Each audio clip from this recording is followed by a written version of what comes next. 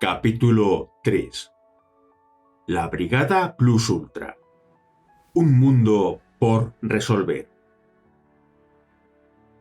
Haznos enemigos de todos los pueblos de la tierra, pero sálvanos de una guerra civil.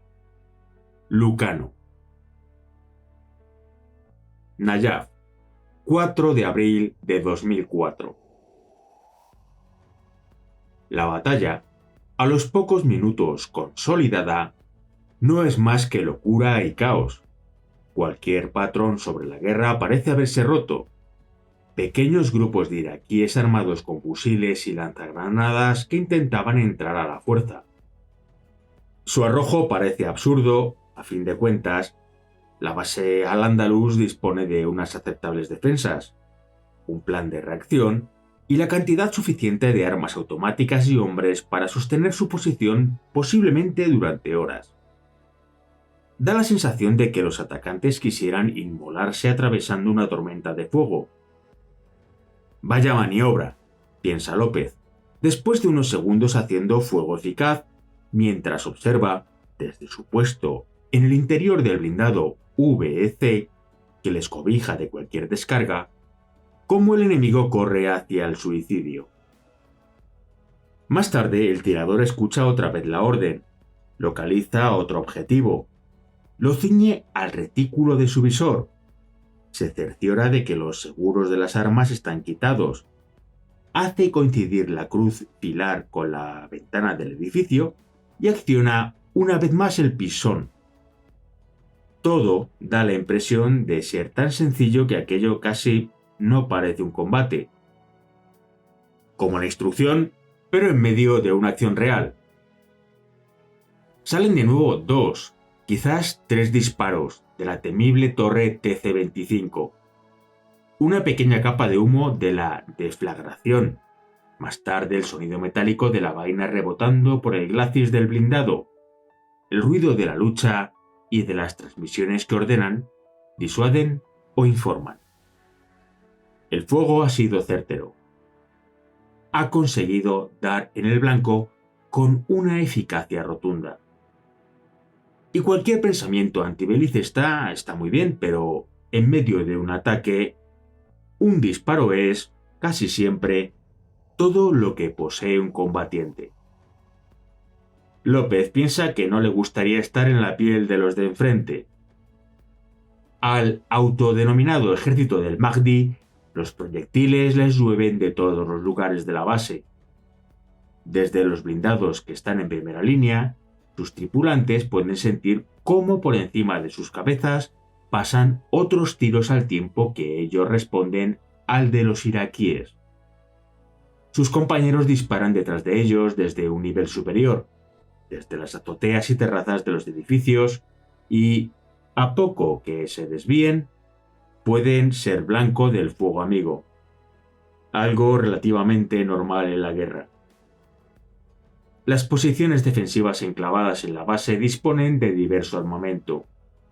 El más potente son las ametralladoras pesadas del calibre 12-70, pero también hay máquinas del 7.62 o los fusiles de asalto del 5.56 y varios fusiles de precisión pertenecientes al Cabo I Benítez y a los contratistas de Blackwater. Esto es el combate y, francamente, está resultando fácil. El cabo no siente compasión por aquellos que le intentan matar y los miedos se mitigan con ese efecto de superioridad que da el saber que eres más diestro que tu contrincante, pese a que en algún momento se haya sentido la muerte rondando muy cerca. En cuanto a su superior, el sargento primero Vergara, tiene suficiente con transmitir las órdenes a todos sus subordinados y seguirles asignando objetivos. La operación India Foxtrot comenzó a planearse al tiempo que los barcos de la Sierra Juliet se dirigían al Golfo Pérsico. Las previsiones iniciales apuntaban a que la primera operación en Irak sirviera de cabeza de puente para las sucesivas. No pudo ser así, y el principal escollo para ello fue político. Los ingleses no querían ceder la zona sur, que comprendía los alrededores de Castle. Esta resistencia británica hizo dar varios giros en el proyecto inicial hasta que al final se designó el lugar exacto donde desplegar las tropas españolas: la zona centro-sur de Irak. El cambio de carácter de la misión entre la Sierra Juliet y la Brigada Plus Ultra, el nuevo contingente español que se empezó a formar a mediados de junio de 2003, fue evidente. Ya no se trataría solo de proporcionar ayuda humanitaria.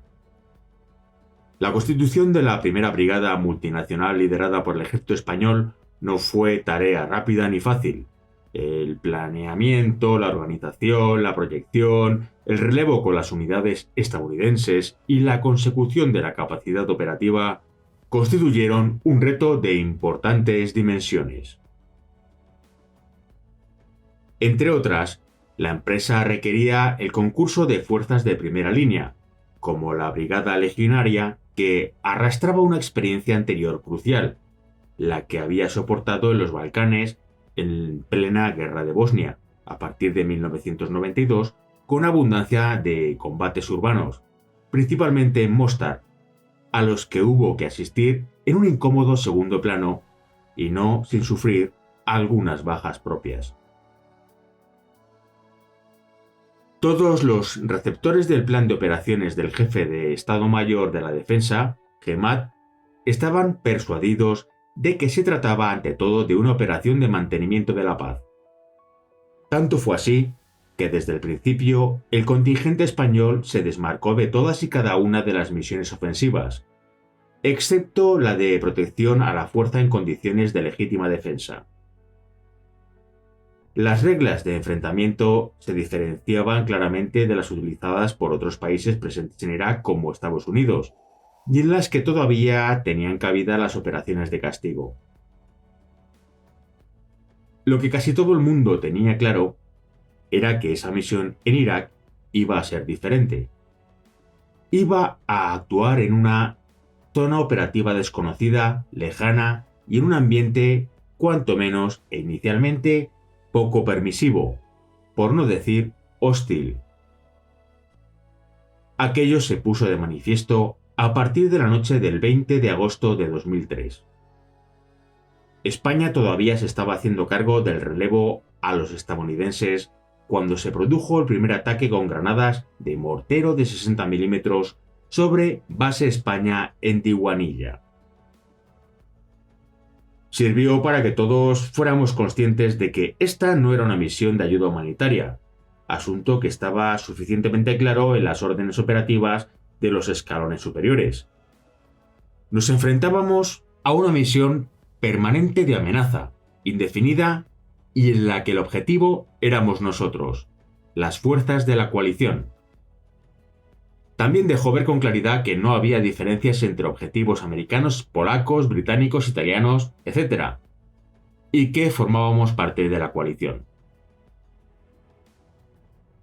El sargento Patton, que lo vio en primera persona, recuerda aquel hostigamiento con cierto humor. En un momento, la explanada quedó vacía. Era como los típicos dibujos animados. Uno mira hacia otro lado y cuando se da la vuelta todo el mundo ha desaparecido. Tan solo quedaban las señales del impacto sobre el suelo como si fuera una sombra negra. Ese tipo de actitud beligerante iba a seguir durante toda la operación, lo que obligó a mantener una continua situación de alerta y seguridad máximas.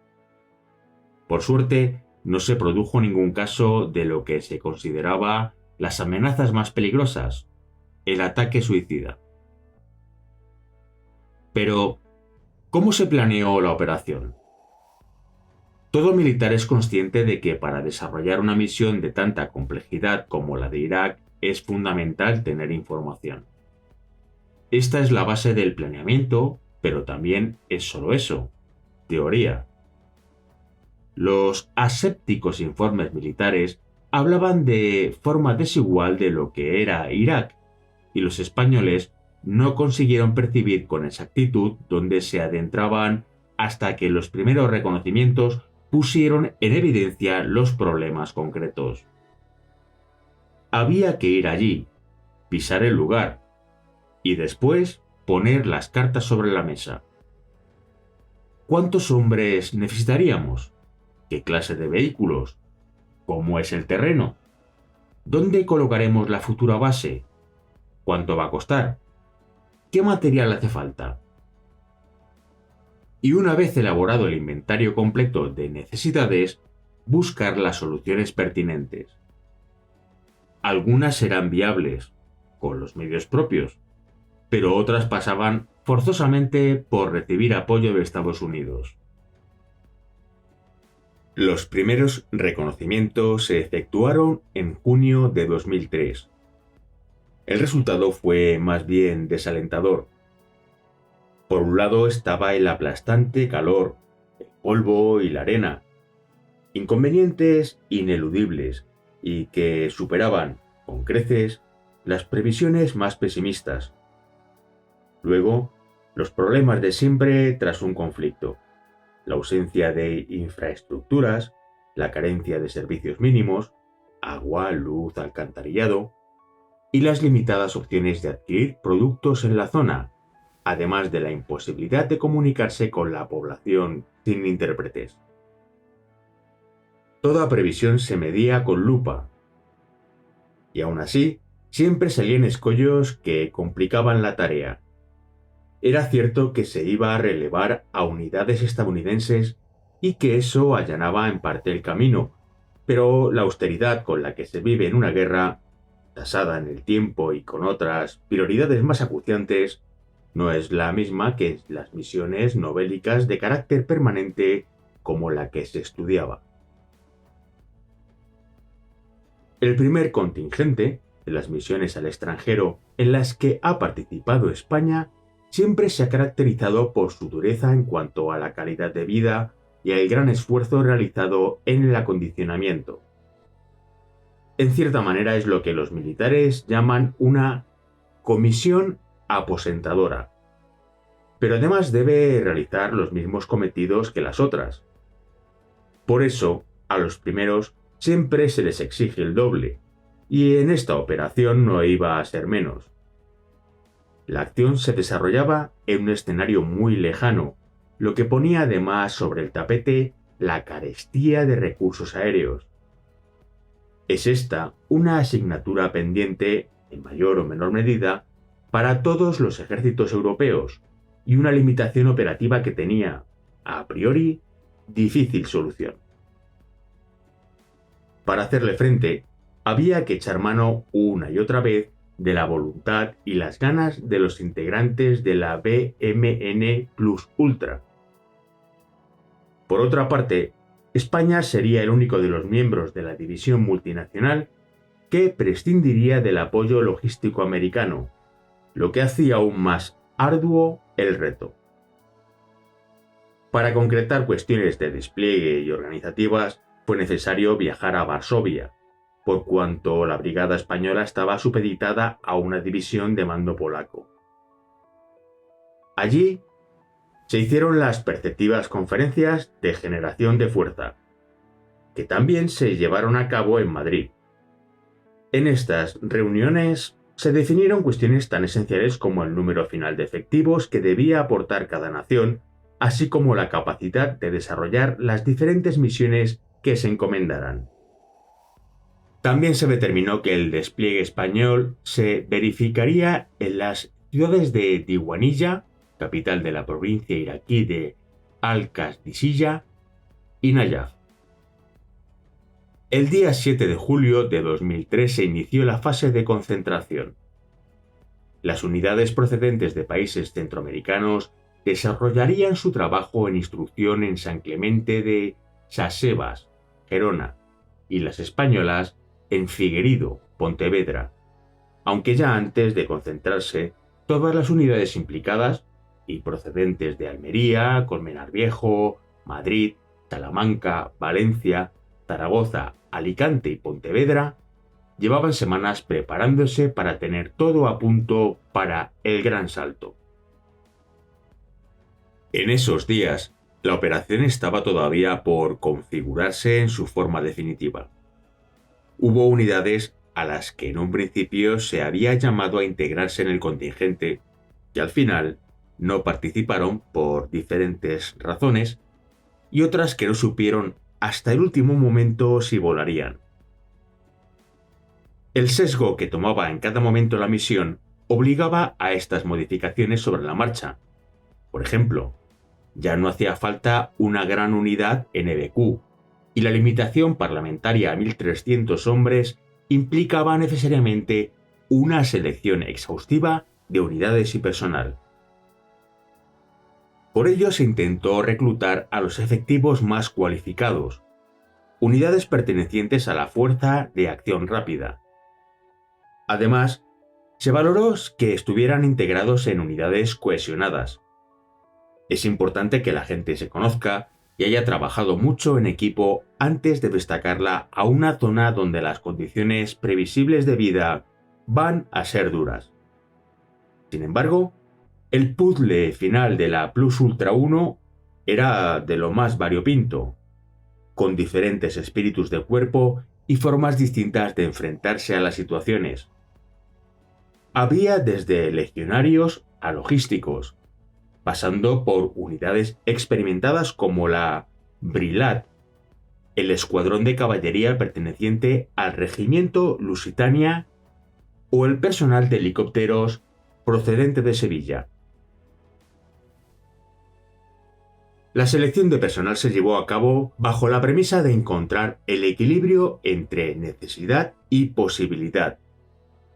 Por un lado, la unidad de mando y cuartel general debía tener unos oficiales y suboficiales con conocimientos ágiles de idiomas, ya que su trabajo se iba a desarrollar en un entorno anglosajón. También el personal de tropa tenía que reunir características especiales. Eran conductores, pero sabían manejar una ametralladora pesada o ligera, mantenían la sala del café y, a la vez, eran capaces de pintar un mural. Dentro de ese grupo de 120 personas había figuras singulares como la del Military Assistant, el Provost Marshal, un comandante de la Guardia Civil que tenía a sus órdenes 2 oficiales de apoyo del mismo cuerpo, un asesor jurídico o el pater, entre otros. Era evidente que el contingente español se había constituido pensando en una operación de mantenimiento de paz y de apoyo a autoridades civiles. Las cifras cantaban. Apenas una quinta parte del personal pertenecía a la llamada fuerza. Los hombres y mujeres de primera línea, las 9 secciones de infantería, las 2 de zapadores y las otras 2 de caballería, en total unos 250 soldados. El resto, hasta completar los 1.300, pertenecerían al cuartel general y a la logística, INSE. En la constitución del contingente, todas las unidades contaban. El Estado Mayor tenía que tomar decisiones, pero en igual medida, las pequeñas unidades también debían solucionar los problemas a su nivel, sobre todo en lo concerniente a la operatividad de su material. El último reconocimiento, a un paso de trasladar el contingente, trajo nuevos interrogantes, algunos tan básicos como, por ejemplo, cómo se iba a ir hasta allí y, al llegar, cuál sería el asentamiento inicial y cuándo se tomarían las riendas de la misión que desarrollaba en esa zona Estados Unidos. Había muchas cuestiones abiertas de seguridad, de falta de inteligencia táctica, de apoyo logístico. Por otro lado, había que afrontar una serie de desventajas añadidas, como el desconocimiento de los componentes de la brigada que procedían de países centroamericanos, aunque la información de que se disponía de esos hombres era que pertenecían a la élite de sus ejércitos. A pesar de todo, se contaba con unas normas operativas, es decir, unos protocolos de actuación basados en misiones anteriores y se estaba trabajando en elaborar unas nuevas, pese a la dificultad que representaba desconocer qué procedimientos usaban otros países como Polonia o la brigada ucraniana que pertenecía a la división. El 23 de junio de 2003, la Brigada Plus Ultra 1 hizo un acto de despedida en territorio nacional, concretamente en Figueiredo, Pontevedra. En su discurso, el general jefe Alfredo Cardona Torres destacó la trascendencia singular de la misión que se iba a realizar en tierras iraquíes. En los días sucesivos comenzarían los vuelos hacia Kuwait y, posteriormente, el traslado por tierra de las tropas hasta la zona asignada. Hubo un pequeño periodo de adaptación en una base militar americana, Camp Coyote, en territorio kuwaití. Ese lapso osciló, según las unidades, entre 4 y 9 días. El sofocante calor era un trago difícil de superar para los acostumbrados a vivir en otras zonas del mundo y, a esto había que sumar la necesidad de llevar siempre gafas de sol, ya que cuando soplaba el viento conseguía quemar los ojos. El único lugar habitable era la Jaima, y no muy lejos del aire acondicionado. Para el cabo Guzmán, del escuadrón de caballería del regimiento Lusitania, aquella temperatura resultaba letal. Hasta el punto tuvo la sensación de que aquello era inaguantable, que a los 15 días de martirio pasó por su mente la necesidad de escapar de Irak. No fue menos para los otros miembros del escuadrón Ben Lusitania. Pasamos 5 días de adaptación en un campamento americano en Kuwait.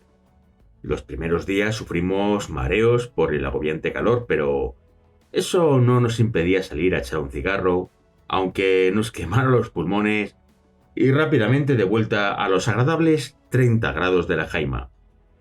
Los váteres eran cabinas móviles de plástico, como las de los conciertos, y el calor dentro era tan abrumador que los 50 grados centígrados de la salida eran refrescantes. Uno podía dejar ahí más que mierda. Entre el día 30 de junio y el 5 de agosto se trasladó la avanzadilla de la NPU-1 de Kuwait a Diwanilla.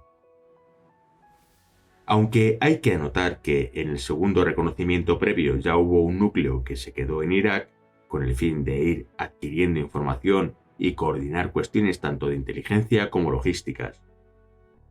En lo que se refiere al planteamiento de esta fase, los movimientos fueron estudiados cuidadosamente porque debían llevarse a cabo con un ajustado margen de tiempo. Muchas de las dificultades eran las ya sabidas: las temperaturas de 54 grados centígrados, las tormentas de arena. Pero había otros obstáculos nuevos, como el tránsito por una carretera desconocida de más de 500 kilómetros que en buena parte de su recorrido atravesaba el desierto de Arabia. La seguridad del contingente, por otra parte, dependía de los norteamericanos.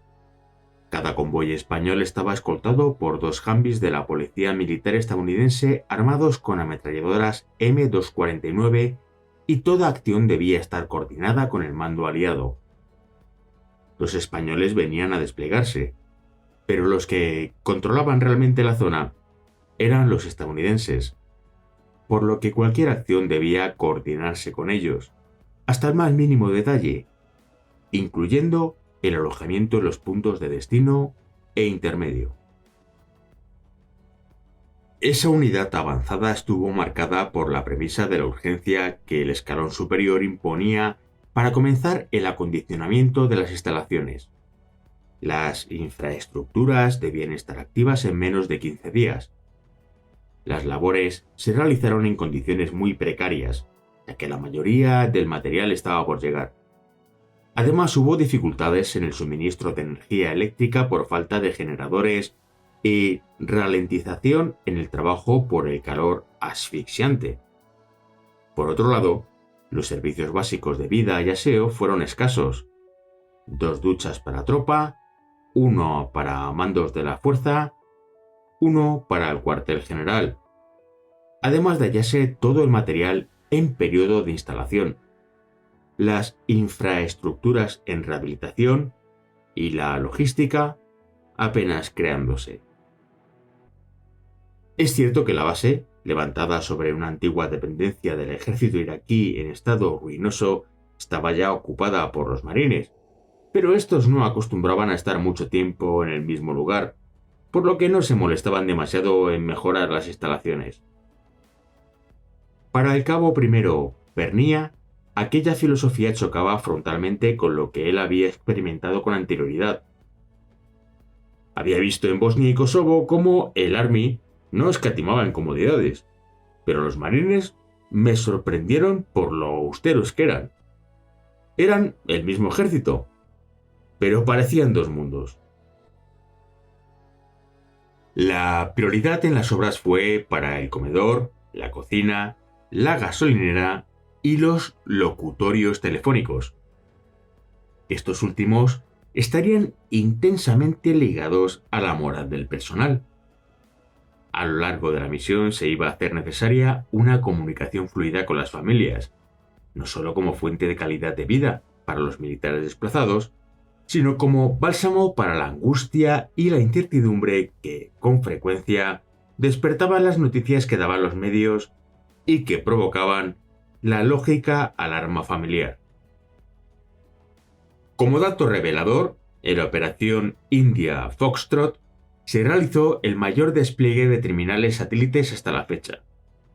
Aunque durante las primeras semanas en Diwanilla solo se dispuso de 3 teléfonos vía satélite. Más tarde llegaron las cabinas de telefónica y todo fue más sencillo, y la posibilidad de comunicación permanente. Como recuerda un miembro de la BMNPU-1, me levantaba a las 5 de la mañana para hablar con mi mujer, o aprovechaba cuando volvíamos de patrulla de madrugada.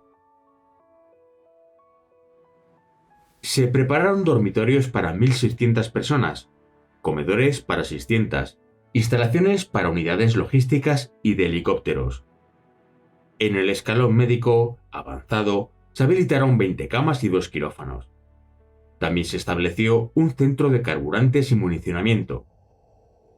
En el colmo de las comodidades, Base España llegó a tener una piscina, aunque también es cierto que nunca llegó a utilizarse. A la llegada del grueso del contingente no faltó bebida fresca, tampoco contenedores de ablución, ni duchas, ni aire acondicionado, si bien todo tenía que ser mejorado y, en este aspecto, hasta el 12 de octubre, Día de la Hispanidad, no se dio por terminada la fase inicial de reconstrucción de la base. Ese día se inauguró la cantina. Martes, 19 de agosto de 2003. En Bagdad, un violento atentado contra la sede de las Naciones Unidas deja en ruinas el edificio. Los primeros datos revelan 17 muertos y 32 heridos. En España, las imágenes de la masacre llenan de miedo a los familiares de los soldados españoles. El equipo de apoyo a la familia que la Brigada Legionaria tiene activado en Almería recibe un aluvión de llamadas. Deben apaciguar a los interesados y asegurar que ningún soldado de la BMNPU ha sufrido daño.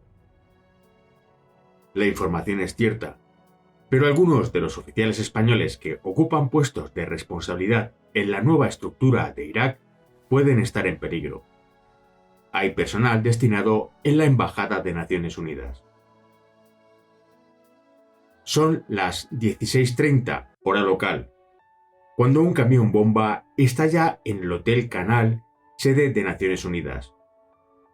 Ante la imposibilidad, por las medidas de seguridad existentes, de que el artefacto pudiera ser colocado en la entrada principal, Los terroristas de la organización Ansar al-Islam, vinculada a Al-Qaeda, han buscado un lugar más vulnerable, la carretera que pasa por el lateral derecho del edificio. El camión bomba, con unos 500 kilos de explosivos, ha estallado debajo de la ventana del representante brasileño de la ONU, Sergio Vieira de Mello. Esa ala del edificio está completamente destruida, y debajo de los escombros se encuentran multitud de víctimas, algunas de ellas ya sin vida. Otras fallecerán en el hospital. Entre los desaparecidos se encuentra el capitán de corbeta español Martín Oar, de quien se sabe que abandonó la sede de la ONU en ambulancia a causa de las heridas sufridas en los brazos. Al parecer su estado no reviste gravedad. Durante toda la noche, a Martín Oar lo buscan el embajador y el cónsul, que rastrean todos los hospitales de la ciudad hasta localizarlo en uno situado a 30 kilómetros. El militar español ha muerto a causa de un grave trauma cerebral interno. Tenía 56 años y era padre de 4 hijos. Su misión en Irak consistía en coordinar la ayuda humanitaria al pueblo iraquí y ejercer de enlace entre la ONU y las ONG.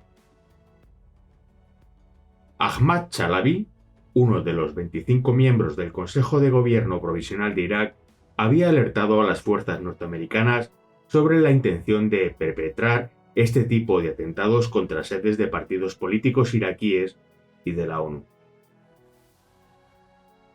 El 28 de agosto de 2003, la Brigada Plus Ultra 1 se encontraba al completo de sus efectivos, todos ellos desplegados convenientemente en sus diferentes campamentos o bases. Ya se habían superado las ingentes labores de embarque y desembarque de material. Se había llegado a la zona tras recorrer en camiones y autobuses los preceptivos 500 kilómetros por la ruta Tampa, una carretera que se adentra en zonas desérticas, en ocasiones sin asfaltar, y donde el sol es especialmente dañino para hombres y máquinas, acompañados de enormes columnas de convoyes logísticos norteamericanos. La mayor parte de los traslados desde Kuwait se había efectuado en vehículos propios, BMR, BEC, camiones, vehículos todoterreno y muy pocos en autobuses con aire acondicionado, aunque estos tampoco eran para tirar cohetes. Cada grupo tardó 48 horas en hacer todo el recorrido. Aparte de eso, los saltos eran continuos. Cada parada en mitad del desierto era una tortura. En marcha en el BEC, el aire nos refrescaba ligeramente, pero al parar, comenzábamos a sudar a chorros. No había ninguna sombra donde cobijarse, y cada trago de agua, por la excesiva temperatura, nos quemaba la garganta. La noche intermedia se pasaba en Camp Cedar, donde cada uno dormía como y donde podía. A lo largo de la misión se recorrería a menudo el mismo itinerario, solo que entonces el tiempo de ejecución, ida y vuelta, no superaba la jornada. Durante el movimiento hasta la zona de operaciones y en las primeras semanas, la carencia de material fue evidente. Recuerda un sargento: entramos en Irak sin munición de 25 milímetros por problemas logísticos, con solo 200 cartuchos para la ametralladora 7.62, y entre ellos ninguna trazadora.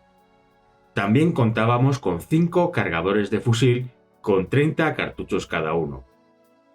Durante algunas semanas realizamos las patrullas solo con la ayuda de croquis que nosotros mismos habíamos hecho. No tuvimos planos hasta que los americanos nos fueron y nos regalaron los suyos. Además, las placas de blindaje balístico para el chaleco no llegaron hasta noviembre. Las únicas disponibles las tenían los logísticos. No fuera a ser que le reventara un bolígrafo. Más de 800 hombres y 200 vehículos habían alcanzado el objetivo en esta última fase de proyección.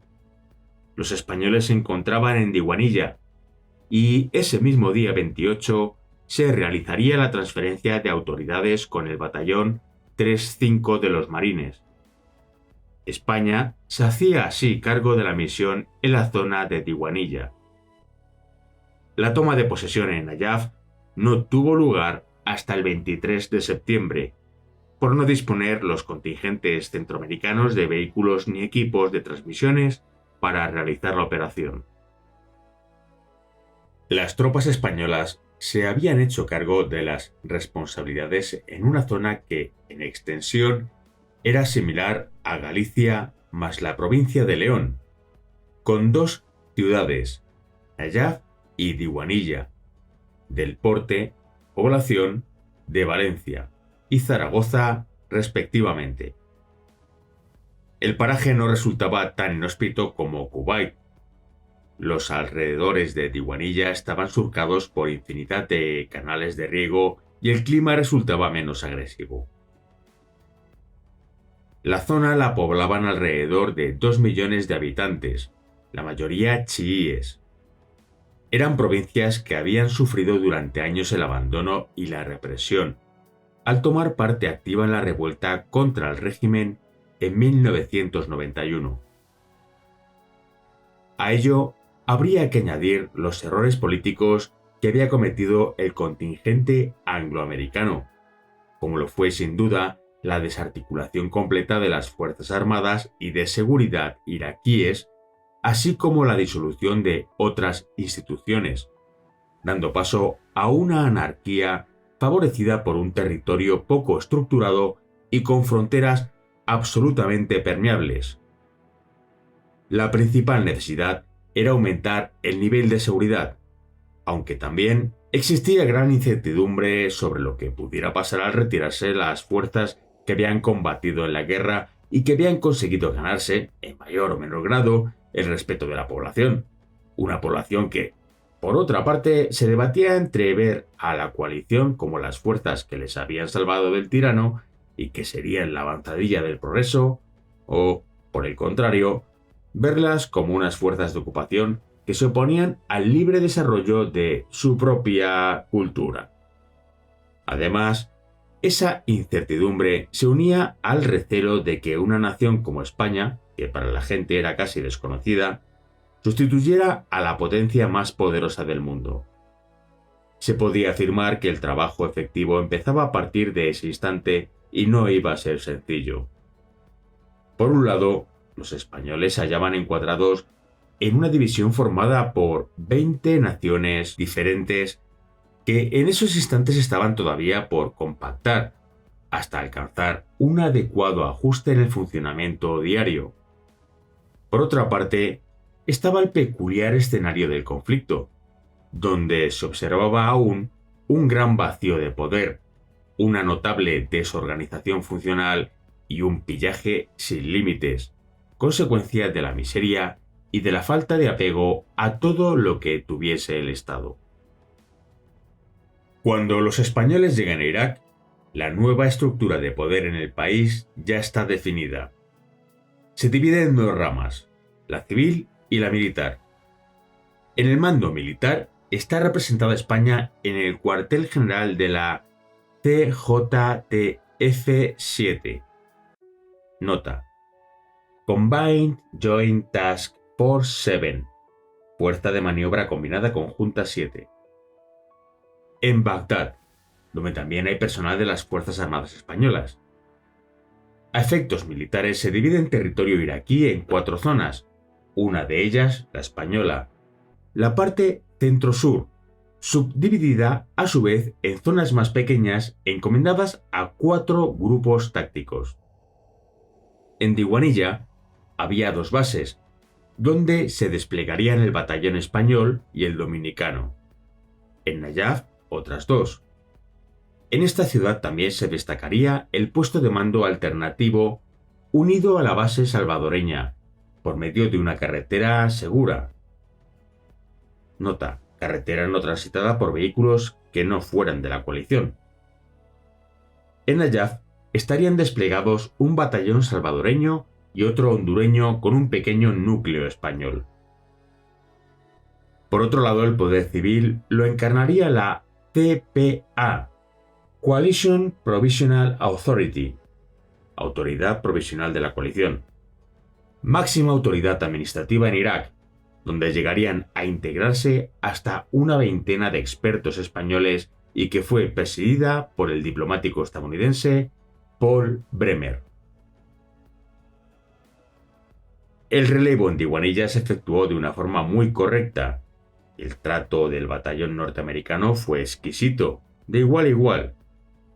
Todo se desarrolló en un clima de camaradería y buen ánimo, incluso en alguna situación embarazosa como la que se vivió en Nayaf, al no darse las circunstancias más apropiadas para un relevo, debido a las carencias con las que llegaba la fracción norteamericana de la brigada multinacional. Nota: los españoles llegaron a plantear no hacerse cargo de la provincia de An-Najaf y por tanto no relevar a las tropas estadounidenses hasta que los norteamericanos no estuviesen adecuadamente equipados. Tras varias reuniones de alto nivel, se comprobó que no habían trasladado los acuerdos políticos a los que se había llegado con Estados Unidos y esos países a los responsables militares de estos últimos.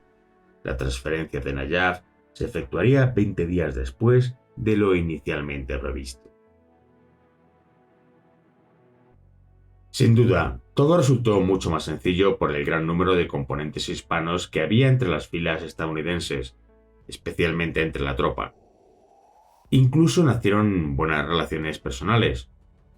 Y que Dios bendiga a su logística, porque tenían tanto material que nos lo regalaban a nosotros, recuerda uno de los miembros de la BMNPU-1. Aunque se convivió con un ejército que también tenía sus deficiencias, ya que sus vehículos, básicamente Humvees sin blindar, no resultaban idóneos para una misión como aquella, por ejemplo en cuanto a la protección que ofrecían al personal, muy inferior a la blindada por los imponentes blindados españoles. Materiales nuestros, como los BMR, eran mirados por ellos con una cierta envidia, llegando en ocasiones a solicitar que se les reforzase con estos medios para el desarrollo de alguna misión. Por desgracia, no todo resultaba tan ventajoso para los españoles. Muchos vehículos de la BMNPU-1 disponían de las anacrónicas radios ANVRC, utilizadas ya por los americanos en Vietnam. Aquello, cuando lo descubrió el contingente americano, fue motivo de chanza. Enseñamos el VC a uno de los americanos, y cuando vio el equipo de radio, miró a sus otros compañeros con fascinación, como si hubiese descubierto algo bueno de verdad. Al asomarse los demás, empezaron a exclamar: «¡Es una radio de museo! Seguro que mi padre la usó en Vietnam». Durante la fase de toma de responsabilidades, se había actuado progresivamente. En primer lugar, los cuadros de mando americanos habían impartido a sus homólogos españoles conferencias con el fin de compartir conocimientos prácticos sobre la situación real a la que se iban a enfrentar. También habían transferido una notable información escrita, que en gran medida había conseguido tapar las lagunas de inteligencia. Los americanos habían decidido no dar ese tipo de documentación sensible hasta ver que se materializaba la presencia en la zona y el relevo de las unidades. Como complemento a esta documentación, se realizaron reconocimientos, presentaciones de autoridades, tanto civiles como religiosas, y se comenzaron a efectuar las primeras patrullas mixtas a pie y en vehículo compuestas por soldados españoles y americanos. Con ello, los ejecutores finales de la misión, las unidades de primera línea condenadas a pisar el terreno, comenzaban a adquirir esa información que solo sabe dar el soldado de a pie y que resulta muy útil transcribir en papeles. En Diwanilla, la base española, llamada Base España, se formó a partir de las infraestructuras que ocupaba el ejército americano sobre las ruinas de unas instalaciones del ejército iraquí. El recinto sobre el que se levantó era una antigua base de carros que había sido destruida en la Primera Guerra del Golfo. En estas instalaciones se alojaría la mayor parte de los contingentes español y nicaragüense. Los combates para la toma de ese acuartelamiento se hacían evidentes en fachadas, además de albergar una cantidad ingente de municiones en mal estado sin explosionar, en cuya destrucción los TEDx tuvieron que emplearse a fondo. Algunos soldados americanos contaron a los españoles cómo había sido la toma de Diguanilla. Al parecer, una orgía de sangre y fuego.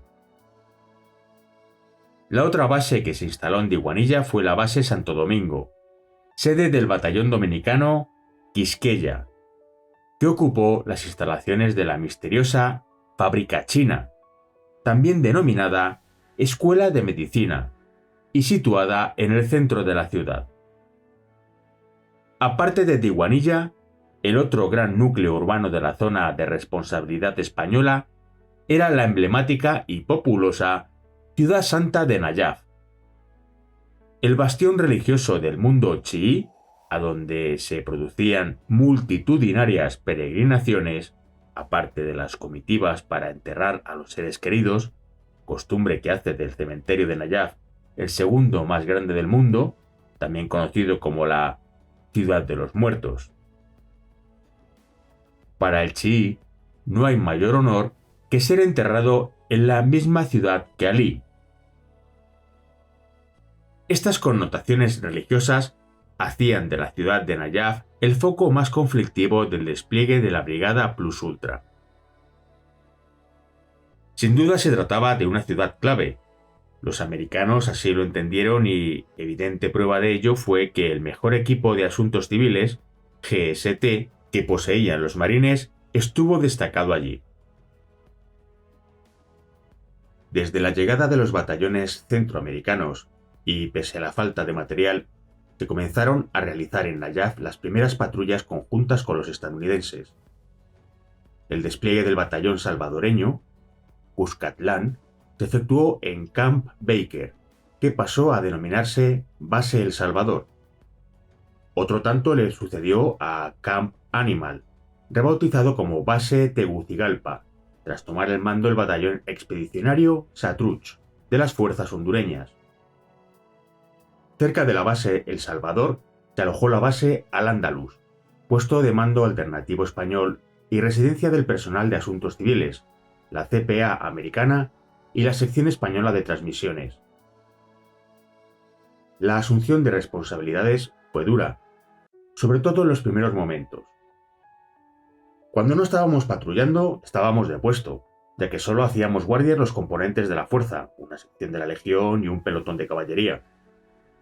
En los escasos momentos que teníamos de asueto, apenas podíamos descansar porque los encargados de las instalaciones nos trasladaban constantemente, empeorando nuestras condiciones de vida ya de por sí penosas.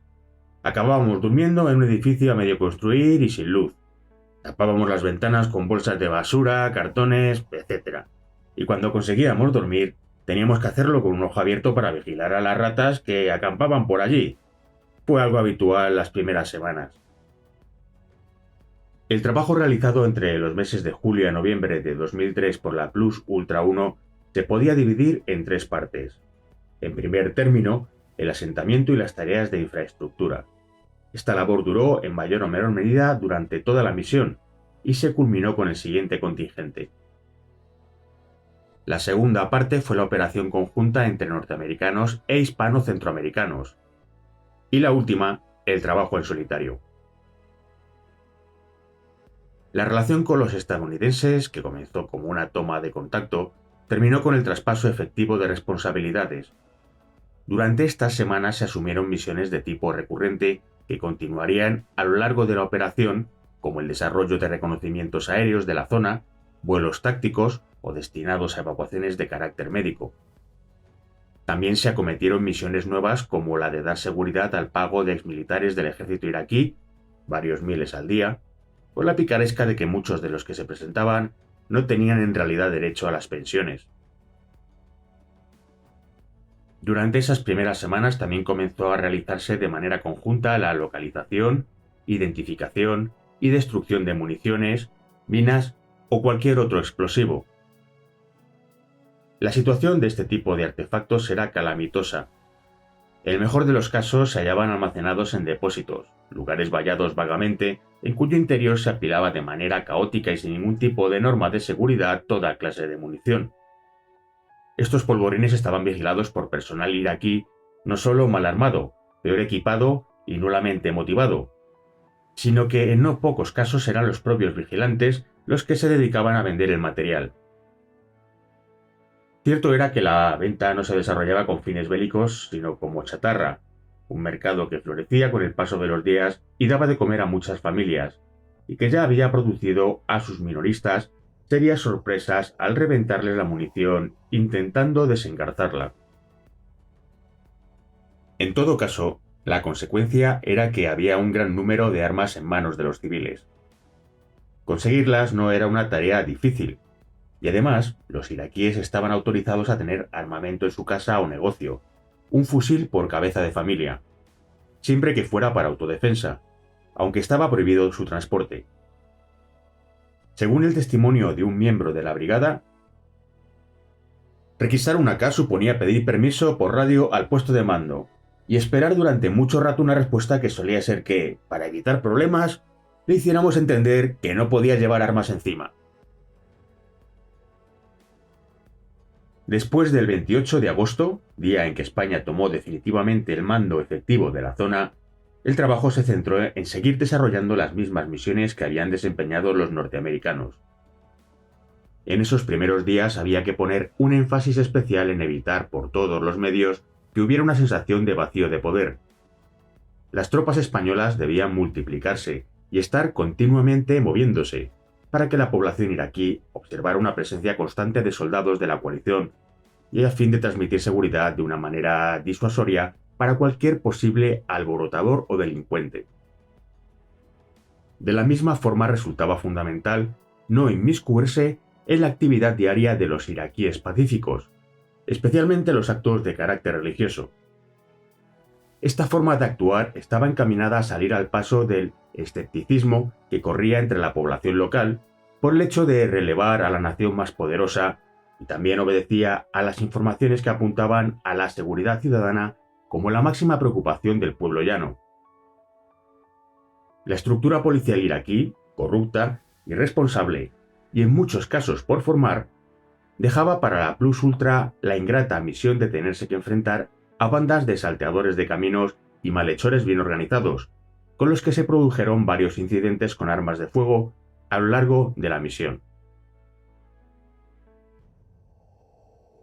El trabajo frente a la población iraquí estaba estructurado en 3 niveles de actuación.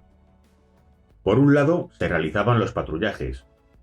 Por otro, los equipos de operaciones psicológicas ejecutaban las misiones típicas de propaganda, en las que se daba a conocer al contingente español explicando el trabajo que se iba a desarrollar. Después estaban los equipos de cooperación civil, CIMIC, que establecían contactos con las diversas autoridades y trabajaban estrechamente con la CPA, que era la que realmente dirigía todo. Las actividades se realizaron teniendo muy en cuenta 3 elementos básicos de influencia con la población: las autoridades instaladas, religiosas y tribales.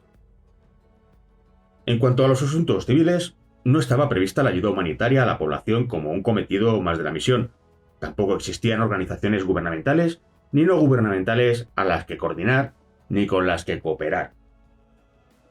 También operaban sobre el terreno los equipos de apoyo a la autoridad territorial, GST, que controlaban cuestiones tan delicadas como el combustible, en todos sus ámbitos, incluyendo la organización de la red de distribución. Estas unidades, en teoría, tendrían que perder protagonismo conforme los iraquíes fueran tomando las riendas políticas, implicándose las autoridades locales en su autogobierno. Por desgracia no fue así, y su trabajo, muy afín al desarrollado por los equipos de asuntos civiles, CIMIC, estaba supeditado a las directrices de la Autoridad Provisional de la Coalición, CPA. El principal resultado de todo el esfuerzo, sobre todo de patrullaje, fue la disminución de la actividad delictiva. En este aspecto también se trabajó en la selección, alistamiento, organización y empleo de un batallón iraquí de defensa civil, ICDC, que tendría como misión sustituir a las fuerzas de la coalición en un futuro. Asimismo, las fuerzas españolas colaboraron en la reorganización de la policía iraquí. Una de las funciones del Provost Marshal de la brigada comprendía como parte esencial la coordinación y supervisión de la policía iraquí en la zona asignada a los españoles, así como su dirección en operaciones especiales conjuntas. Se partía de una situación compleja, debido al completo desmantelamiento de las estructuras de seguridad y estatales de Irak, por considerarlas indeseablemente permeadas por el partido único, Ba'ath, al que pertenecían todos sus cuadros con alguna responsabilidad. Ese vacío de poder, que condujo por ejemplo a la fuga de todos los presos comunes y al acceso indiscriminado a los enormes arsenales sitos en el territorio, cerca de Diwanilla, sin ir más lejos, había uno de 2 por 2 kilómetros. Debería haberse evitado, en opinión del comandante Núñez, tercer Provost Marshal de la brigada, y que sirvió en Irak de febrero a mayo del 2004, desmantelando tan solo la cabeza de la organización policial y reemplazándola por personal de confianza para proceder a la depuración desde dentro de los escalones inferiores. En estas condiciones, hubo que volver a constituir la fuerza policial de cero, para lo que se recurrió de preferencia en las provincias de responsabilidad española de Nayaf y Al-Qasidiyya a elementos chiíes, por haber sido suníes los elegidos por el régimen de Saddam para esta función y para estar en consonancia con la mayoría de la población, también chií. Para los cuadros de mando, se recurrió a exoficiales del ejército de Hussein convenientemente cribados. Uno de ellos, Salam Yuma, que había sido general del ejército iraquí, reveló al comandante Núñez que el dictador solía destinar chiíes como policías a las zonas suníes y suníes a las chiíes, para dificultar la confraternización con la población. El resultado que dio aquella recluta, al menos en los primeros meses, fue más que aceptable. Incluso en los momentos más difíciles, ya con la insurgencia chií actuando contra los españoles, los policías iraquíes avisaban de las emboscadas y recuperaron algunos morteros usados contra la brigada multinacional. Fueron esenciales en la lucha contra los bandos religiosos, mezcla de delincuentes y fundamentalistas islámicos que constituirían la base de la insurgencia contra los españoles. No sobra indicar que inicialmente iba a destinarse al apoyo de la brigada una compañía entera de la Guardia Civil. Incluso se llegó a seleccionarla e instruirla, pero a última hora se redujo la aportación de la Guardia Civil al Provost Marshal, en el primer contingente el comandante García Sacristán, y a 2 oficiales que cumplían funciones de asesores policiales en los GST provinciales, uno de ellos el comandante Martínez Viqueira, que escribiría un libro sobre su experiencia. Además se realizaron labores de reconocimiento NBQ, seguridad de edificios y reconocimiento de rutas, así como escolta de camiones de dinero. No se contempló la necesidad de fortificar las defensas y bases propias hasta que no se perpetraron los atentados del 12 de noviembre contra los italianos, que sufrieron un ataque suicida en su base de Nasiriyah, al sur del país, con el funesto resultado de 12 carabinieri, 5 militares, 2 civiles italianos y 9 iraquíes muertos, siendo uno de los suicidas, por cierto, un yihadista procedente de la localidad barcelonesa de Vilanova y la Geltrú, captado y manipulado para la causa por un imán fundamentalista local. En ese momento, las entradas principales de los destacamentos fueron reforzadas por voluminosos recipientes que serían llenados de grava, denominados Esco Bastions. Nota: hubo críticas con este aspecto, ya que lo normal es llenar estos contenedores de arena. La grava, en caso de explosión, puede tener un efecto de metralla. No obstante, los recipientes fueron cubiertos de grava. Por suerte, no hubo que ponerlos a prueba. Fin de la nota. Por otra parte, se apoyó las tareas de cambio de moneda, del antiguo régimen por la del nuevo, y se efectuaron operaciones para neutralizar la acción del personal insurgente que amenazaba a las fuerzas de la coalición. Para actuar contra estos individuos era importante realizar una buena labor de inteligencia. La mayor parte se conseguía mediante informadores espontáneos, iraquíes que daban información a cambio de dinero o de ventajas, aunque la mayoría de las veces la información era anodina o la pretensión del confidente era la contraria, la de desinformar, por lo que el trabajo de inteligencia en este ámbito no resultó nada fácil. También el equipo del CNI destacado en Irak hizo una valiosa aportación hasta la emboscada de noviembre, un acontecimiento que, por cierto, se vivió con estupor e impotencia en la brigada. El sargento Santoja recuerda: me encontraba en el segundo escalón reparando mi vehículo cuando escuché por la radio, en la frecuencia colectora, que los americanos informaban de un ataque a españoles y que había bajas. Serían sobre las 16 horas. Y el sargento Tapetado, por su parte, refiere: a las 21 horas estábamos preparados en Nayaf para salir hacia la zona de la emboscada, una sección de la Legión y mi pelotón, y otro tanto en Diwanilla, pero al final se transportó a un grupo de legionarios en 2 helicópteros Cougar. En el ámbito más concreto de la ayuda humanitaria, se efectuaron labores médicas dirigidas a la población civil, si bien es cierto que en este punto tuvo especial protagonismo el contingente nicaragüense, aunque apoyado por recursos farmacéuticos traídos de España. Se trabajó para la dotación de equipos médicos a centros rurales, en las zonas más míseras del país. Se trasladaron enfermos y escolares a España. Asimismo, se prestó ayuda a equipos que buscaban, con gran efectividad, antiguas fosas comunes con víctimas de Saddam Hussein. En otro orden de cuestiones, se realizaron aguadas, que consistían en el apoyo por medio de camiones cisterna de la brigada para llenar pozos particulares o depósitos de agua. También se escoltaron convoyes de ayuda y los equipos CIMIC repartieron directamente en colegios y hospitales ayuda humanitaria cedida por instituciones nacionales y por la ONG Mensajeros de la Paz.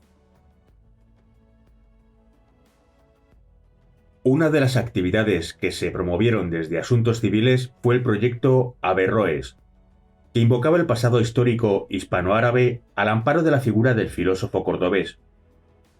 Este proyecto tenía como fin el reparto en instituciones y colegios de diccionarios básicos de español para árabes y la apertura de un centro cultural para el intercambio y difusión de la cultura en la biblioteca de Diwanilla. Con el primer contingente se invirtió en la zona un total de unos 10 millones de dólares, y entre los logros más notables se consiguió que las fábricas de Diwanilla volvieran a producir. Se proporcionaron fertilizantes necesarios para iniciar una nueva campaña agrícola. También se materializó el inicio del curso lectivo en octubre. Una parte importante del dinero se empleó en saneamiento de aguas y plantas potabilizadoras. La BMN Plus Ultra 1 desarrolló su misión en un clima de alerta permanente. Incluso los jefes de pequeñas unidades dormían con el teléfono al lado, por si saltaba la alarma. Había diferencia entre las unidades logísticas y de la fuerza, sobre todo en cuanto a los horarios, ya que para los primeros eran mucho más flexibles. Pero cada uno tiene su función y así se asume. Entre todos consiguieron poner en pie una misión que poco a poco parecía dar frutos positivos. Lo esencial era que el pueblo iraquí se sintiese seguro. A ello obedecían las continuas rondas por la ciudad o la instalación de puntos de control o checkpoint en un ambiente que no dejaba indiferentes a los españoles. Cita: la patrulla de los legionarios tiene, como mudos testigos, los cientos de carteles en color con las barbudas caras de los diferentes ayatolás: Al-Sistani, Al-Hakim, Mohamed Badr, M. Sadar. En las calles de la ciudad y aldeas, las rancias imágenes de la posguerra, niños peligrosamente cerca de los vehículos en marcha pidiendo agua, hombres mendigando trabajo o comida para sus familias, mujeres afanándose en acarrear el agua imprescindible para la casa, jóvenes talando o arrancando irresponsablemente los escasísimos vestigios de vegetación de la zona para cocinar. Demasiada suciedad en las calles, tantas moscas en los puestos de los mercados que impiden ver cuál es el artículo en venta. Unas mujeres totalmente vestidas de negro. Una patrulla en las calles se asemeja a un viaje por el túnel del tiempo a la Edad Media. Fin de la cita. Viernes, 29 de agosto de 2003. En la mezquita de Ali, de la ciudad santa de Nayaf, se estaba llevando a cabo la oración. El ayatolá Mohammed Bakr al-Hakim, que estuvo exiliado 23 años en Irán como consecuencia del antiguo régimen, regresó hace unos meses a su ciudad de origen. En ese instante es el principal líder del SCIRI, Consejo Supremo de la Revolución Islámica Iraquí.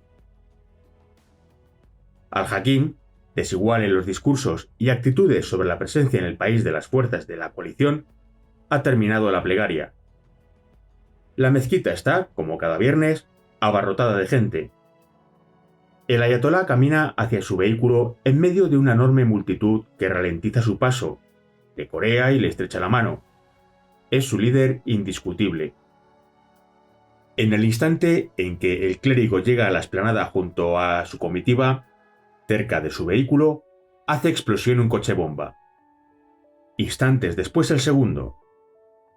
La carnicería es espantosa, y la detonación ha conseguido derribar varios edificios próximos a la mezquita. El número de víctimas resulta imposible de determinar. Los cuerpos han quedado tan seccionados que es imposible hacer un recuento de muertos y heridos.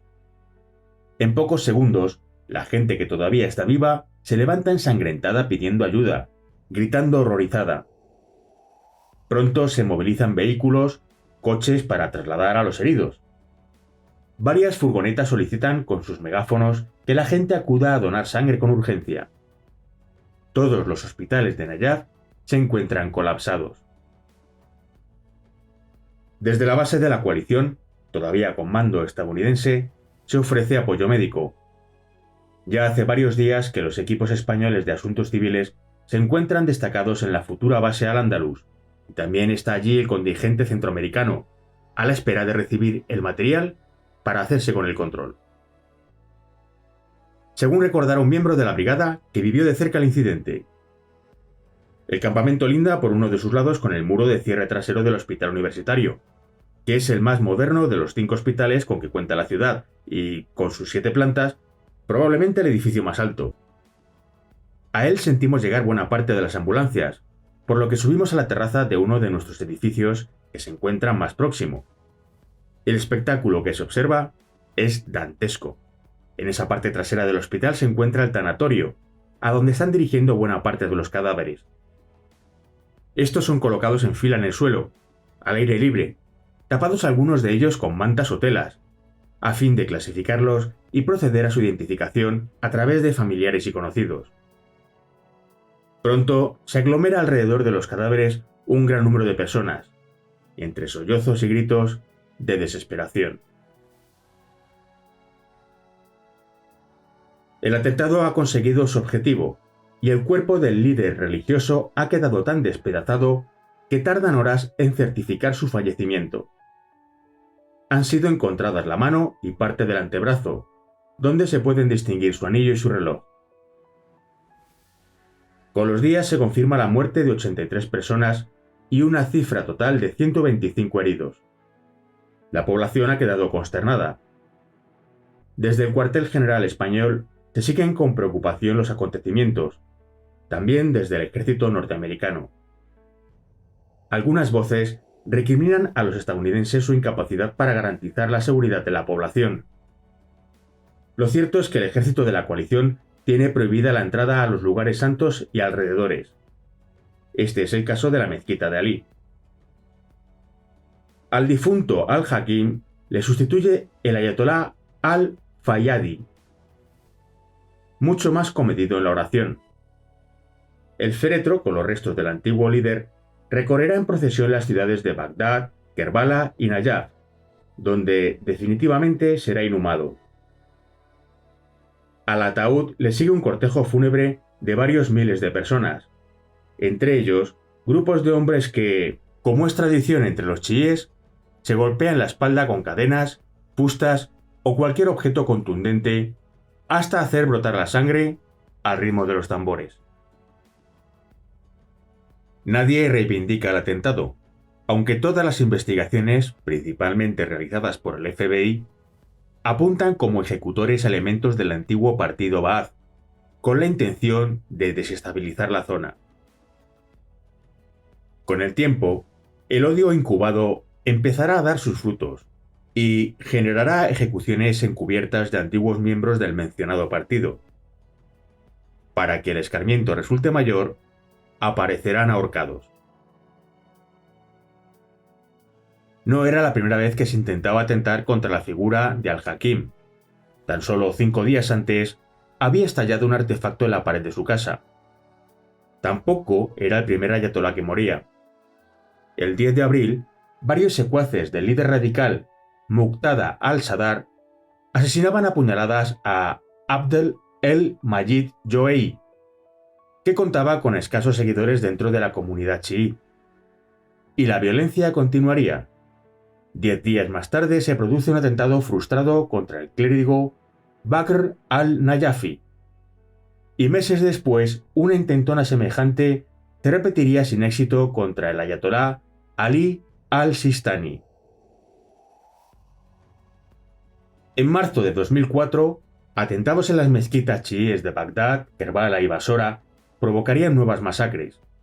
Seguirían un nuevo atentado con coche bomba el 21 de abril y el gran ataque a los dos principales partidos kurdos en Kirkuk en similares fechas. Todo ello pretende fomentar un clima de inseguridad, además de reavivar los odios entre etnias. Así lo vería nada más aterrizar uno de los responsables de asuntos políticos de la BNMPU-1. 3 días llevábamos los componentes de mi equipo en Nayaf, y vemos ya claramente que nuestra actividad en la ciudad no va a ser fácil. Los insurgentes, interesados en que no se consiga un clima de estabilidad y seguridad, y las autoridades locales y líderes chiitas, acusando a la coalición de pasividad ante la escalada de violencia que amenaza con apoderarse de esta zona del país.